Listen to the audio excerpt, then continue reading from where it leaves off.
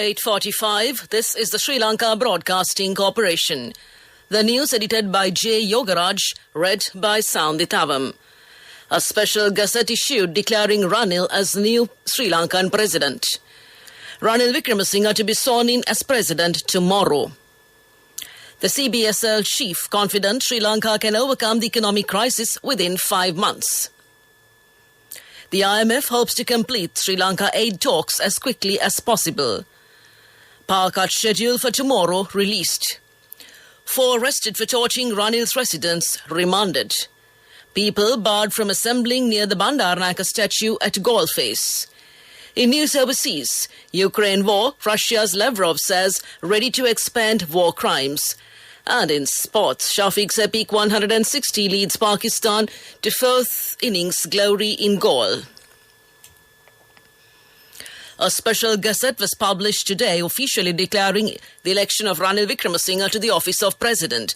The communique was issued by the Secretary-General of Parliament, Dhammika Dasanaika, pursuant to Section 17 of the Presidential Elections Special Provisions Act No. 2 of 1981. Earlier today, Sri Lanka's 225-member parliament voted Wickremesinghe in as the 8th executive president of the country. Accordingly, at the elections which were held today in parliament, Ranil Wickremesinghe received 134 votes, whereas Dallas Alaperuma received 82 votes. Anura Disanaika received 3 votes. To be elected for the office of succeeding president, a candidate should get 50% or more votes for the valid number of votes. Ranil Wickremesinghe had achieved the requisite number of votes. Accordingly, the number of valid votes were 219, out of which Ranil Wickremesinghe had obtained 134 votes. The number of votes cast were 223 and 2 parliamentarians abstained from voting. 4 votes were designated as invalid votes. Accordingly, the Secretary-General of Parliament, Mr. Dhammika Dasanaika, announced to the House that Ranil Wickremesinghe is to be elected as the 8th executive president. Ranil Wickremesinghe is to be sworn in as Sri Lanka's 8th executive president at the parliamentary complex tomorrow morning. The Sri Lankan Parliament today voted acting President Ranil Wickremesinghe as the next president of the country. He won 134 of the total 219 votes that were found valid. The other main candidate, ruling party lawmaker Dallas Alaperuma, received 82 votes, while the third candidate, Anura Kumara Disanaika, got just 3 votes. Following his victory, Wickremesinghe said that Sri Lanka is in a very difficult situation and that there are big challenges ahead. While concluding his speech to the House, the president-elect also made a request to the Speaker to allow him to take oaths as the president within the parliament premises.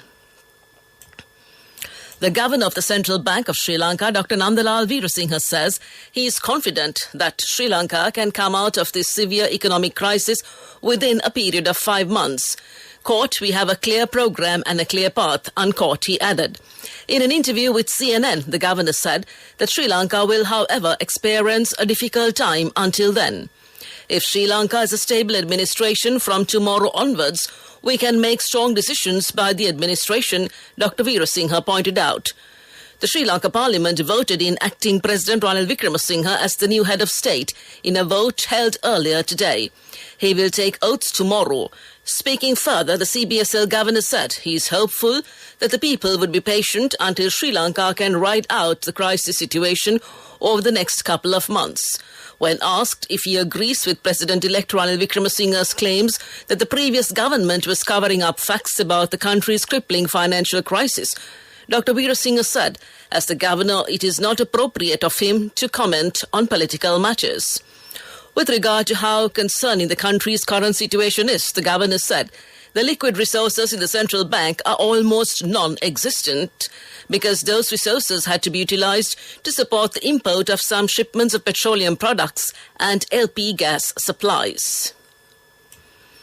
The Public Utilities Commission of Sri Lanka, PUCSL, says it has approved a power cut of 3 hours for tomorrow, July 21st. Accordingly, the power cuts are to be imposed as follows. Groups A, B, C, D, E, F, G, H, I, J, K, L, P, Q, R, S, T, U, V, W, 1 hour and 40 minutes during the daytime and 1 hour and 20 minutes during the night. Group CC, 2 hours and 30 minutes from 6 a.m. to 8:30 a.m. Groups M, N, O, X, Y, Z, 3 hours from 5:30 a.m. to 8:30 a.m. This news broadcast comes to you from the Sri Lanka Broadcasting Corporation. The International Monetary Fund hopes to complete rescue talks with Sri Lanka as quickly as possible, the Managing Director Kristalina Georgieva said on Wednesday, hours before the crisis hit South Asian nation elected a new president. Speaking with Nikkei Asia in Tokyo, Georgieva said the fund was very deeply concerned about the well-being of the people in Sri Lanka, which has been gripped by severe shortages of fuel, food and other essentials after its foreign reserves dried up. Frustrated citizens have turned their anger on the government, clouding the outlook for debt restructuring and driving once powerful President Gotabaya Rajapaksa to go into exile and resign last week. On Wednesday, the Sri Lankan Parliament elected Ranil Wickremesinghe as his replacement. Georgieva vowed that the moment there is a government that we can continue our discussion with, our team will be there. She added that she was very hopeful that based on the good technical work we have already done, and the fact that this technical team of Sri Lanka is there, we can complete program negotiations as quickly as possible.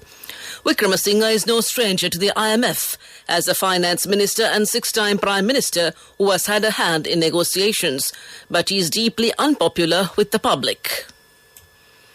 The Colombo Fort Magistrate Tilina Gamage today ordered the 4 suspects who were involved in the torching of the newly elected President Ranil Wickremesinghe's private residence to be remanded in custody. When the complaint was called today, the Criminal Investigations Department, which is conducting further investigations regarding the incident, submitted a report to the court containing the progress of the investigations. After taking the report into consideration, the magistrate ordered the suspects to be referred to an identification parade. But the magistrate announced that the identification parade could not be held today due to a lack of sufficient time and ordered it to be held on the 27th of July. Until then, the magistrate ordered the 4 suspects to be placed under remand custody until the 27th. The attorneys who appeared for the defense made a request before the court, pointing out that the main suspects involved in this incident are still at large and that they have not been arrested so far. The officials of the Criminal Investigations Department, commenting on the matters raised by the defense lawyers, stated that one Ivan Pereira, who is wanted for questioning regarding the incident, has now left the country and steps have been taken to inform the airport authorities about him. With that, we conclude local news. The main news story is brought to you by Siddhalepa Vedamahatmya. The Colombo Fort Magistrate today issued a court order barring people from assembling around a 50-meter radius distance of the statue of the late Prime Minister SWRD Bandaranaike at the Golface Green. The order was issued after taking into account a request made by the Colombo Fort Police. The police presented submissions to the citing reports of impending damage to the statue by those who are engaged in protests there. Accordingly, Magistrate Tilina Gamage decided to issue an order prohibiting anyone from gathering around the 50-meter radius distance of the statue, and that came to you in the main news story. The main news story was brought to you by Siddhalepa Vedamahatmya. On to Watchlight, the Deputy Director General of Health Services, Specialist Dr. Hemantha Herath, reiterates the importance of getting the 4th dose as precautionary measure to address the new Omicron variant. Dr. Herath said many have neglected having even the 3rd dose. They should get this vaccine as soon as possible, and those who have taken the 3rd dose could obtain the 4th dose at the designated medical centres island-wide. Dr. Herath warned of dire consequences for those who ignore these instructions, and that came to you in Watchlight. On to a bulletin of world news. In the headlines, Avinash Das, filmmaker, arrested for tweeting controversial photo of Amit Shah. Ukraine war, Russia's Lavrov says, ready to expand war aims. And the EU told to prepare for Russia gas shut-off. A filmmaker has been arrested for tweeting a photo that showed India's Home Minister with an official accused of corruption. Avinash Das had shared the photo of Amit Shah with Pooja Singhal, who has been arrested in a corruption case. Mrs. Singhal was arrested in May in a case of money laundering. She denies the allegations against her. Das is the second high-profile person to be arrested in recent weeks over a social media post. Russia's military focus in Ukraine is no longer only the east of the country, Foreign Minister Sergei Lavrov has said. In an interview with Russia's state media, he implied Moscow's strategy had changed after the West supplied Ukraine with longer-range weapons. Russia would now have to push Ukrainian forces further from the front line to ensure its own security, he explained. The US had earlier accused Russia of preparing to annex parts of Ukraine. The European Commission has urged countries across the bloc to cut their gas use by 15% from August to March, amid fears Russia could halt supplies. It says the target is voluntary but will become legally binding if Moscow turns off the taps this summer. The key Nord Stream 1 pipeline from Russia to Germany has been offline for maintenance for 10 days and is due to be turned back this Thursday. And back to the headlines of the world news. Avinash Das, filmmaker, arrested for tweeting controversial photo of Amit Shah. Ukraine war, Russia's Lavrov says, ready to expand war aims. And the EU told to prepare for Russian gas shut-off. That concludes this bulletin of world news. On to development news. Demo, a leading conglomerate in Sri Lanka through its agricultural arm Demo Agribusiness, recently introduced the first and only paddy transplanting machine in the country, capable of maintaining an 8-inch gap between seedling rows, aptly named Palabata.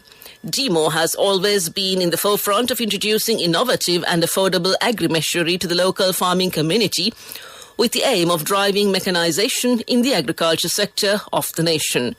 That's development news. Sports news is brought to you by Sampath Bank. We present your future. And it's cricket news. A tense final morning in which Pakistan had 120 to get with 7 wickets in hand began with the closest score.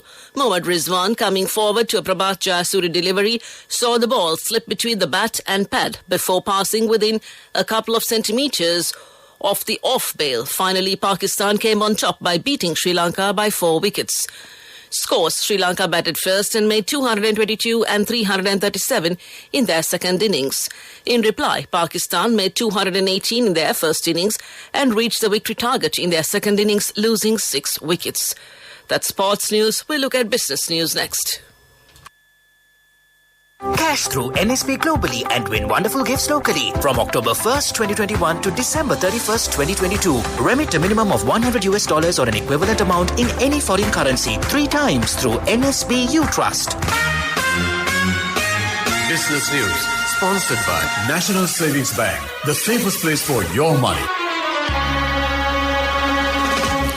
Both listed entities of the John Keel's Holdings conglomerate showed considerable rises in revenue and profitability for the 3 months ended June 30th.